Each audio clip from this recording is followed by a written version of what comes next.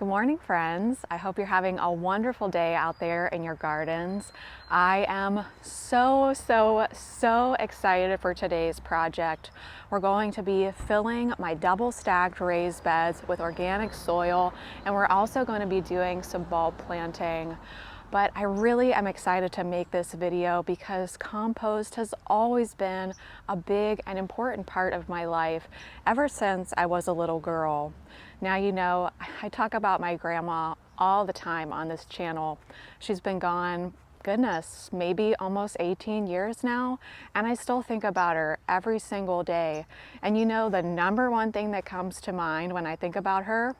Vermicomposting. She absolutely loved not just composting, but vermicomposting specifically.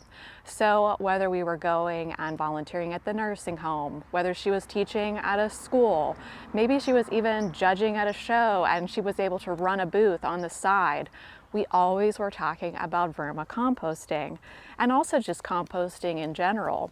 My grandma had 7 children. She always used what she had on hand. She never let anything go to waste. And composting wasn't something that we ever talked about. It was just something that we always did. And I've kind of carried that tradition on, and I love it. Up until a few years ago, what I used in my raised beds and what I used in the garden was just my homemade compost. And sometimes in the past, people would ask, why aren't your raised beds filled up to the top with soil? And that was purely a financial decision. I just couldn't make enough compost to fill them up to the top. And since I'm growing cut flowers in them and often pulling things out, pulling the bulb and all, you know, you end up kind of pulling out a lot of soil and then they need to be replenished. I went back to the drawing board trying to really look at what was in all of these raised bed mixes, and the only one I could find that didn't have peat in it was organic mechanics. And I had heard Erin from The Impatient Gardener, who, don't we all love Erin? Let's give a shout out to Erin. She's the best, isn't she? She's been talking about organic mechanics for many years. And because of that, I kind of just figured they were in Wisconsin. I don't know why, you know, I just figured that. Well, it turns out they're in Westchester, Pennsylvania, which is only about 40 minutes from me. So I ordered a pallet of their soil. That's what I'm going to use in the raised beds.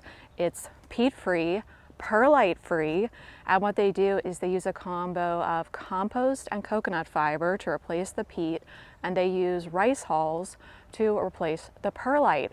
When it comes to filling a tall raised bed, you can save a lot of money by just putting soil in the top 12 inches. That's really all that's necessary. Now, in the bottom layer of these 2 beds, I'm basically making miniature compost piles. Now, those will go down over time, but that's okay because then I can just replenish them with my homemade compost. In this bed, I'm trying Hügelkultur, which is where you basically put a bunch of logs in the bottom of the bed, and then you let them gradually break down over time. It's going to take many years. This bed is filled with my own homemade compost. Do you want to see what the compost pile looks like now? Yikes! We'll take care of that in the coming days. But this is really exciting. I didn't know this, but the planting mix from Organic Mechanics also has worm castings in it. So I was talking about the rice hulls earlier.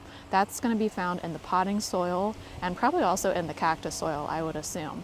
So they recommend either doing 50% topsoil and 50% planting mix, or 75% planting mix and 25% topsoil. Since I work my raised beds really hard and I'm always switching them over, I'm going to go with that 75-25% ratio. I got this bed filled with about 5 inches of soil. I mixed 25% topsoil with the planting mix, and then I went in and interplanted daffodils for cutting and lilies for cutting. I plan to treat the lilies as an annual and go ahead and harvest them bulb and all.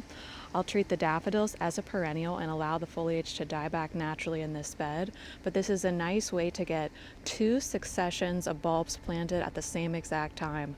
Daffodils will bloom first, lilies about 3 months later. They both go 6 inches deep, and so now all that's left to do is cover this area back up with soil.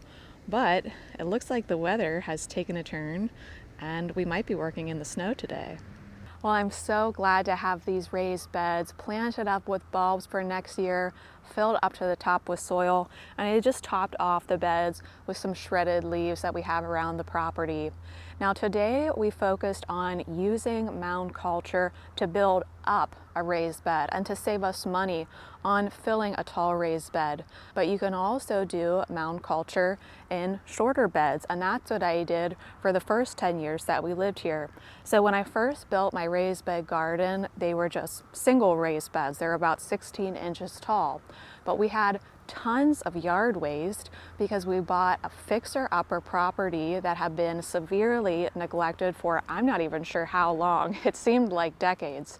So there was down trees on the property, tons of yard waste. And so what I decided to do is I laid my raised beds down that my husband made me, and then I dug ditches into the ground, filled those with a whole bunch of logs and trimmings, mainly from fruit trees. You always want to avoid something like a black walnut that can prohibit plant growth.